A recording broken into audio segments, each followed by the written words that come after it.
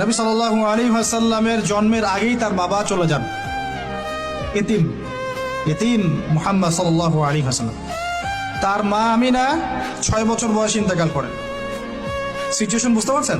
6 বছর একটা বাচ্চার বাবাও নাই মাও নাই। তার দাদা আব্দুল মুত্তালিব তাকে সাথে রাখেন, খুব আদর করেন, খুব মহব্বত করেন, যেখানে যান সাথে করে নিয়ে যান। তিনি নেতা মানুষ, তার পাশের চেয়ারে তাকে বসতে দেন, বলেন আমার এই নাতি একদিন সাইয়্যেদ হবে, নেতা হবে, এই কথা বলেন। তিনি ইন্তেকাল করলেন 8 বছর বয়সে। তারপরে দায়িত্ব পেলেন চাচা আবু তালেব। নাম কি? এই 8 বছর বয়স থেকে নিয়ে নবী সাল্লাল্লাহু আলাইহি ওয়াসাল্লাম নবী হয়েছেন 40 বছর বয়সে, আর মক্কায় ছিলেন 13 বছর, প্রায় 53 বছর। প্রায় 53 বছর পর্যন্ত, 8 থেকে 53 বছর পর্যন্ত, এই যে লম্বা সময় চাচা আবু তালেব নবী সাল্লাল্লাহু আলাইহি ওয়াসাল্লামকে পাহাড়ের মতো প্রোটেক্ট করেছেন, পাহাড়ের মতো।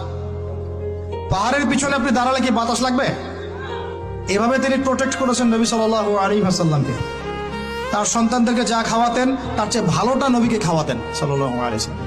স্পেশাল রান্না তৈরি করে তাকে ডেকে নিয়ে বসতেন, কারণ এতিম ছেলে, মনে কষ্ট আছে, হয়তোবা সবার সামনে বলতে পারে না। ব্যাপারটা বুঝেন না? তিনি এইভাবে ট্রিট করতেন। এমনকি নবী হওয়ার পরে আল্লাহর নবী সাল্লাল্লাহু আলাইহি ওয়াসাল্লামের বিরুদ্ধে পুরা সমাজ চলে গেল। কেউ গালি দেয়, কেউ বলে সাহের, কেউ বলে কাযযাব, কেউ বলে ফারিকুল জামা। মানুষ গালিগালাজ শুরু করলো, নিন্দা গীবত তহমত শুরু করলো, অর্থনৈতিক বয়কট শুরু করলো, সামাজিকভাবে বয়কট করা শুরু করলো। এমন কোনো অত্যাচার নাই যা নবী সাল্লাল্লাহু আলাইহি ওয়াসাল্লামকে করা হয় নাই। বুঝতে পারছেন কথা?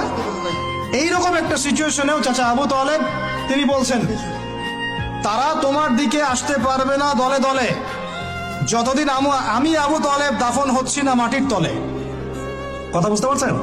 তারা তোমার দিকে আসতে পারবে না দলে দলে যতদিন আমি আবু তালেব দাফন হচ্ছি না মাটির তলে। এইরকম মানুষ চাচা আবু তালেব।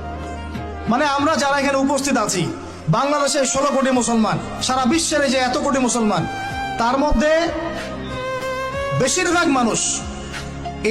মানুষকে যদি আপনি এক পাল্লায় রাখেন, চাচা আবু তালেবের অবদানটাকে আরেক পাল্লায় রাখেন, ওই পাল্লা ভারী হবে ইনশাআল্লাহ।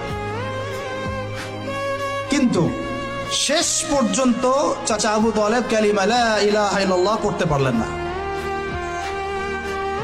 কথা কি বুঝতে পারতেছেন ভাই? নবী সাল্লাল্লাহু আলাইহি ওয়াসাল্লাম বারবার বলতেছেন, চাচা খালি একটাবার কালিমা পড়েন, আমি আল্লাহর কাছে আপনার জন্য সুপারিশ করব, আমি আপনাকে জান্নাতে নিয়ে যাব, চাচা খালি একটাবার সাক্ষ্য দেন, শাহাদা দেন। হলো না। হাদিসের মধ্যে আসছে চাচা আবু তালেবকে জাহান্নামের সবচেয়ে উঁচু স্থানে রাখা হবে, যেখানে তার পায়ের গোড়ালি বা টাকনু পর্যন্ত আগুনে পুড়বে।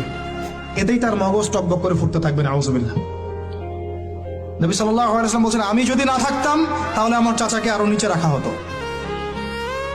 এত কিছু করার পরেও ইসলাম কবুল না করার কারণে এই অবস্থা হলো। এখন কি ভাই আপনি আমি বুঝতে পারছি যে আল্লাহ পাক যে আমাদেরকে